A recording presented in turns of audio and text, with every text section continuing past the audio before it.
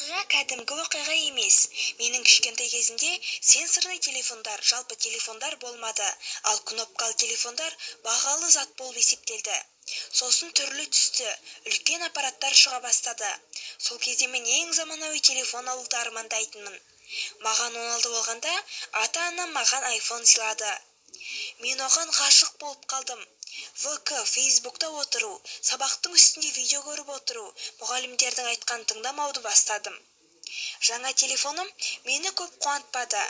Мен қолымды жуып жатып, телефонымды қоя тұрдым. Ал сосын құрбымен сөйлесіп тұрып кетіп қалдым. Сосын менің телефоным жоғалған болып шықты. Қалта, мектеп бөлмесі, сумка, бәрін қарадым. Сосын қайта қайтып келген кезде, менің телефонды ваннаға қойып кеткен есіме түсті. Жүгіріп бардым. Ал оны біреу ұрлап кеткен болып шықты. Одан бері мен өстім, ата-анамнан көшіп кеттім, жұмыс таптым.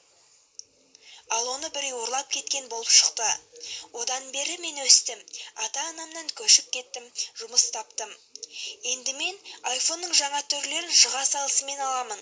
Соны алу үшін бірнеше айлар бойы ақша жинаймын. Ал ескі модельді ақша жету үшін сатып жіберем. Бірақ сосын жағдай қайталанды.